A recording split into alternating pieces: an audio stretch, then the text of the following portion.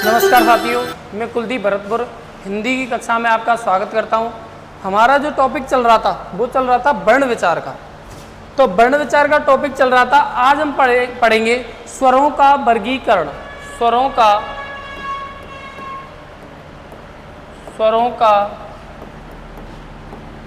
वर्गीकरण। स्वरों का वर्गीकरण मैं अगर स्वरों की बात करूं तो स्वरों को कितने भागों में बांटा जाता है? स्वरों को बांटा जाता है 5 भागों में। कितने भागों में? 5 भागों में। तो सबसे पहले होते हैं हमारे उच्चारण अवधि के आधार पर। उच्चारण अवधि के आधार पर। उच्चारण अवधि के आधार पर। दूसरे रहता है हमारा, दूसरा जो भेद होता है वो होता है ओष्ठ आकृति के आधार पर। ओष्ठ आकृति के आधार पर। तीसरा जो हमारा भेद रहता है वो रहता है जीवा की क्रियाशीलता के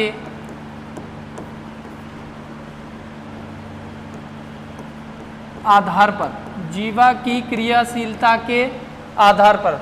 जो हमारा चौथा भेद होता है वो होता है मुखाकृति के आधार पर। और जो हमारा 5वां भेद होता है वह होता है नासिका के आधार पर। यानी स्वरों को हम कितने भागों में बांटते हैं दोस्तों? 5 भागों में। पहला रहता है हमारा उच्चारण अवधि के आधार पर। दूसरा जो भेद होता है हमारा ओष्ठ आकृति के आधार पर। तीसरा जो वर्गीकरण पढ़ते हैं हम वो पढ़ते हैं जीवा की क्रियाशीलता के आधार पर। और चौथा जो हम पढ़ते हैं वो पढ़ते हैं मुखाकृति के आधार पर स्वरों का वर्गीकरण।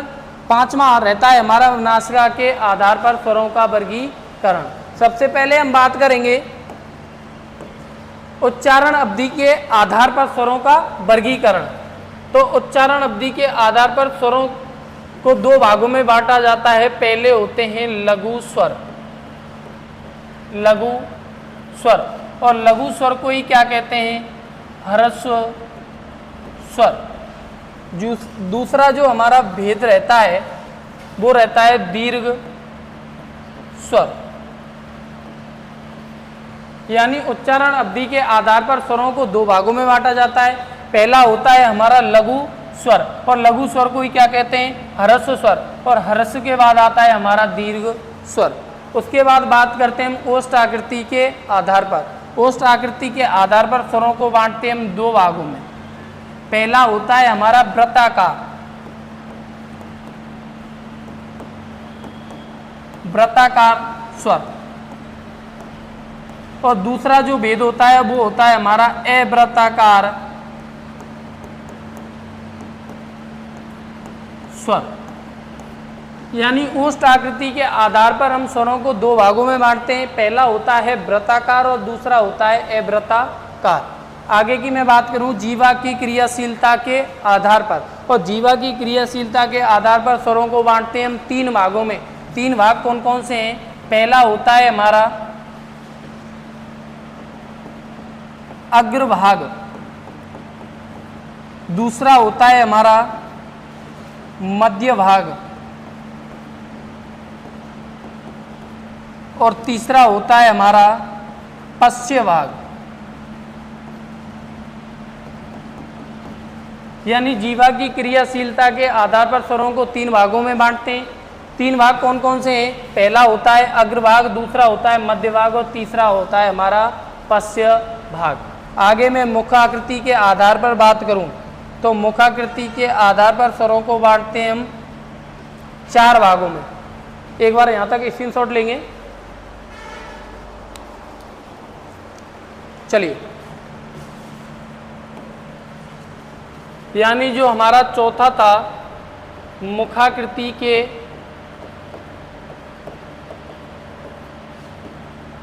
आधार पर,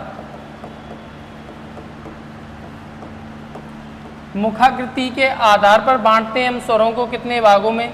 4 भागों में। कितने भागों में बांटते हैं दोस्तों? 4 भागों में। पहला होता है हमारा समृत स्वर, समृत स्वर। दूसरा होता है हमारा अर्ध समृत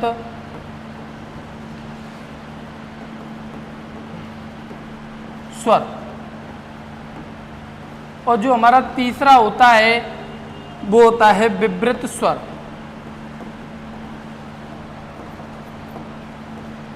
और चौथा होता है हमारा अर्ध विवृत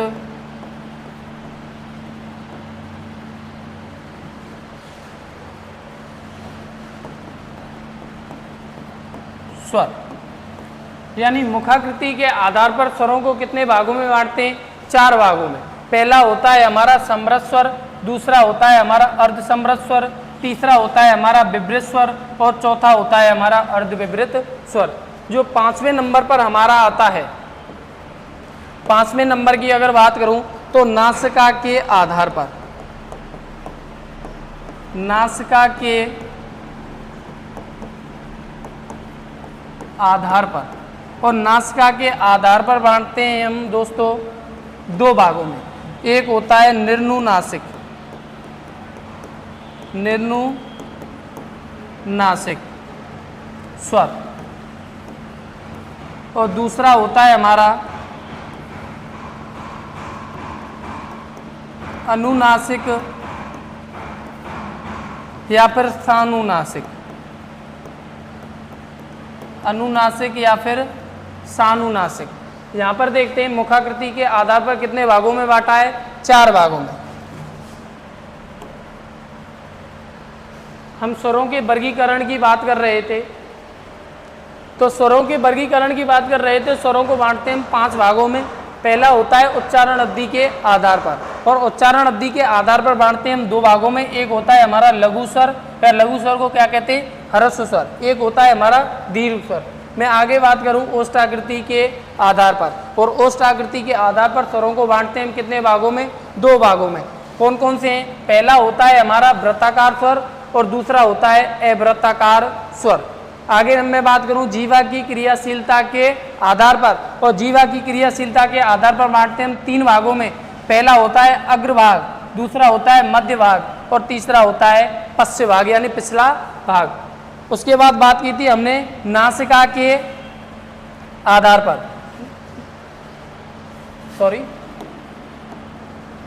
मुखाकृति के आधार पर, और मुखाकृति के आधार पर बांटते हैं हम स्वरों को 4 भागों में। पहला होता है हमारा समृत स्वर, दूसरा होता है अर्ध समृत स्वर, और तीसरा होता है विवृत स्वर, और चौथा होता है हमारा अर्ध विवृत स्वर।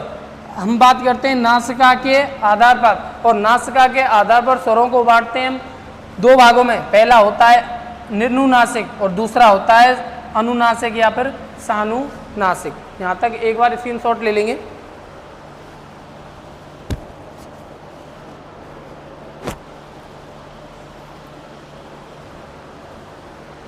चलिए,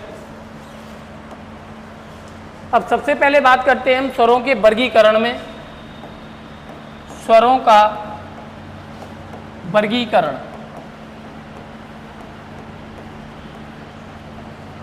स्वरों के वर्गीकरण में सबसे पहले बात करते हैं हम उच्चारण अवधि के आधार पर। उच्चारण अवधि के आधार पर, और उच्चारण अवधि के आधार पर कितने भागों में बांटते हैं हम? 2 भागों में। पहला लेंगे हम लघु स्वर, लघु स्वर, और लघु स्वर को ही क्या कहते हैं?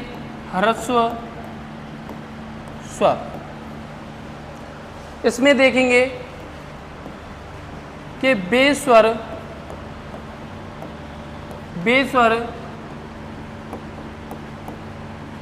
जिनके उच्चारण में बे स्वर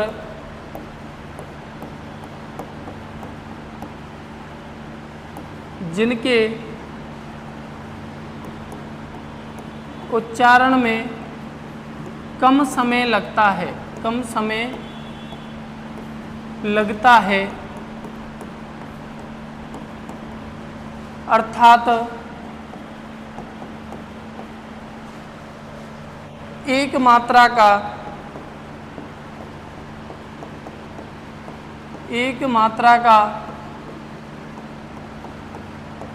समय लगता है, अर्थात एक मात्रा का समय लगता है, वह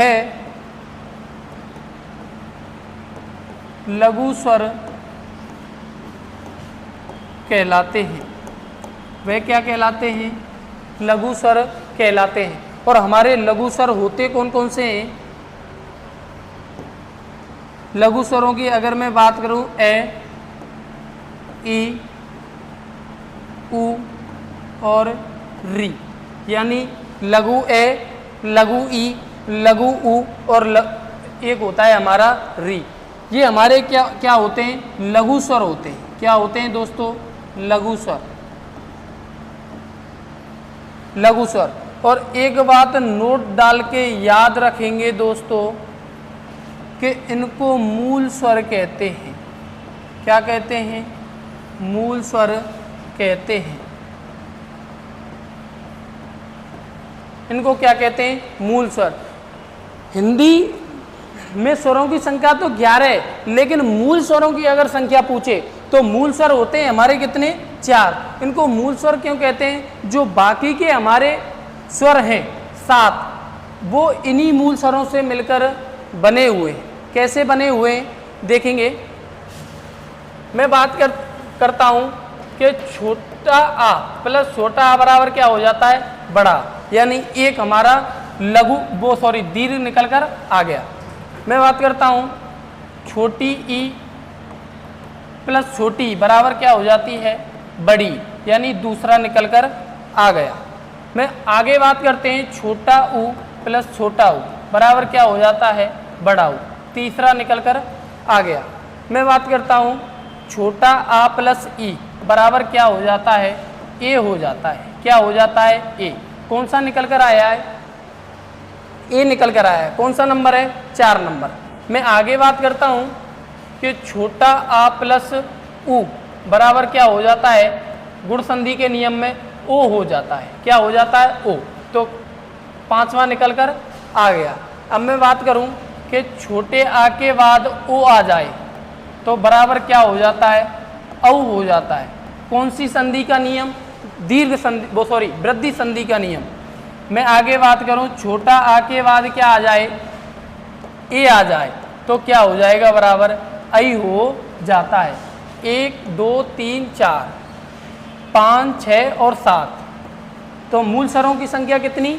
4। लेकिन अगर संधि स्वरों की संख्या पूछे तो कितनी होती है? वो 7 होती है। इसलिए इनको क्या कहते हैं? मूल स्वर कहते हैं। एक बार यहाँ तक स्क्रीनशॉट लेंगे।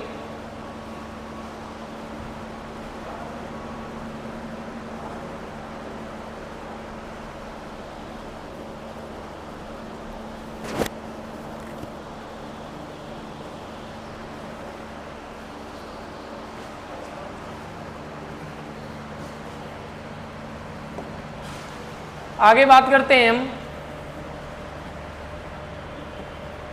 हम पढ़ रहे थे उच्चारण अवधि के आधार पर।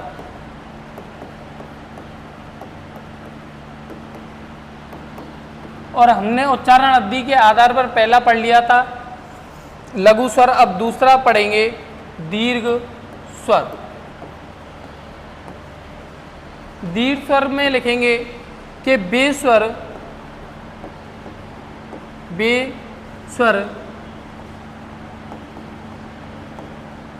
जिनके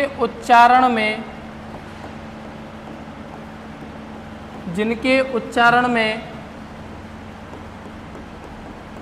दुगुना समय लगता है,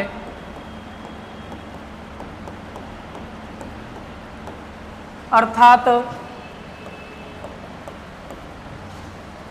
दो मात्राओं का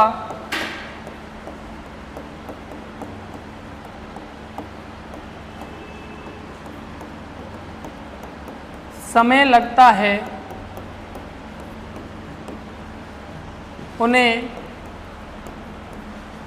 दीर्घ स्वर कहते हैं। दीर्घ स्वर कहते हैं, यानी वे स्वर जिनके उच्चारण में दुगना समय लगता है, अर्थात कह सकते हैं कि दो मात्राओं का समय लगता है, वो क्या कहलाते हैं? दीर्घ स्वर कहलाते हैं। और दीर्घ स्वर हमारे होते कौन कौन से हैं? दीर्घ आ, दीर्घ ई, दीर्घ ऊ, उसके बाद ए, आई, ओ,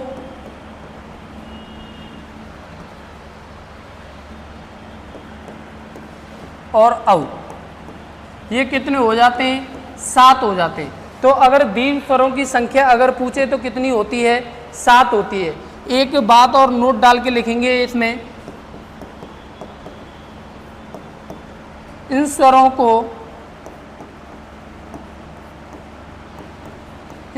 को संधि स्वर भी कहते हैं। संधि स्वर भी कहते हैं। क्या कहते हैं? संधि स्वर। क्यों? क्योंकि इनका निर्माण मूल स्वरों से हुआ है, और मूल स्वरों से भी कैसा हुआ है? संधि करके हुआ है। आगे बात करते हैं कि ये जो 3 हैं इनको तो कहते हैं सजातीय स्वर। सजातीय स्वर। और जो ये लास्ट के जो 4 हैं इनको बोलते हैं विजातीय स्वर। विजातीय स्वर। ये बात याद रखेंगे। एक बार यहाँ तक स्क्रीनशॉट लेंगे।